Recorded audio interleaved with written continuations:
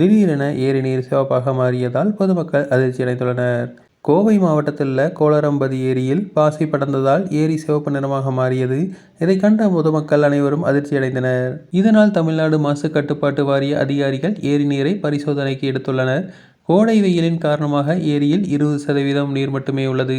கால்நடைகள் ஏரியில் நீர் அருந்துகின்றன. இதுகுறித்து அதிகாரிகள் பாசியின் வகை கண்டறிய வேண்டும், அது தீங்கு விளைவிக்குமா என்பதை கண்டறிய வேண்டும் என பேரூர் விவசாயிகள் ஒருவர் கூறினார்.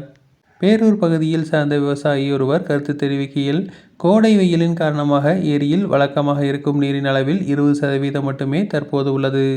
ஆடு மாடுகள் இப்பகுதியில் மேய்கின்றன. அவை ஏரியில் தண்ணீர் குடிக்கின்றன. சமீப காலங்களில் எந்த ஏரியிலும் இதுபோன்ற நிறத்தை நாங்கள் பார்த்ததில்லை. அதிகாரிகள் பாசியின் வகை கண்டறிந்து அது தீங்கு விளைவிக்குமா என்பதை கண்டறிய வேண்டும் என்று கூறியுள்ளார். இது தொடர்பாக தமிழ்நாடு மாசு கட்டுப்பாட்டு வாரிய அதிகாரி ஒருவர் கூறுகையில், நீரின் மாதிரிகளை சேகரித்ததாக தெரிவித்தார். பாசி இனங்களை அடையாளம் காண குறிப்பிட்ட சோதனை தேவை. பாசி இனங்களை பரிசோதிக்க தற்போது வசதி இல்லை. தமிழ்நாடு வேளாண்மை பல்கலைக்கழகத்தை அணுகியுள்ளோம் என்று கூறியுள்ளார். ஆனால் அவர்களிடம் பாசி இனங்களை பரிசோதிக்க வசதி இல்லை என்று கூறியுள்ளனர். பொதுவாக கோடை காலத்தில் இதுபோன்ற பாசி படர்தல் ஏற்படும். ஞாயிற்றுக்கிழமை பெய்த கனமழை காரணமாக சுமார் 80% பாசி அடித்து செல்லப்பட்டது. ஏரியின் அருகே மாசுபாடு ஏற்படுத்தும் காரணிகள் எதுவும் இல்லை. அந்த அம்சத்தையும் ஆய்வு செய்தோம்.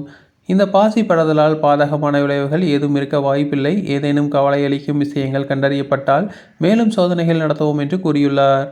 தற்போது பாசி இனத்தை கண்டறியும் வசதி இல்லை. ஆனால் நீரில் கரைந்துள்ள பொருட்கள், இரும்பு சத்து, பாக்டீரியா அளவுகள் போன்றவற்றை சோதிக்க உள்ளோம். கோடை காலத்தில் பாசி படர்தல் சகஜம்தான். ஞாயிற்றுக்கிழமை பெய்த மழையின் 80% பாசி எடுத்து செல்லப்பட்டது. ஏரியில் எந்த விதமான கழிவுகளும் கலக்கவில்லை என்று கூறியுள்ளார். இருப்பினும் சந்தேகம் இருந்தால் மீண்டும் பரிசோதனை செய்வோம் என்றும் தெரிவித்துள்ளார். தொடர்ந்து இதுபோன்ற செய்திகளுக்கு எங்கள் சேனலை சப்ஸ்கிரைப் செய்யவும்.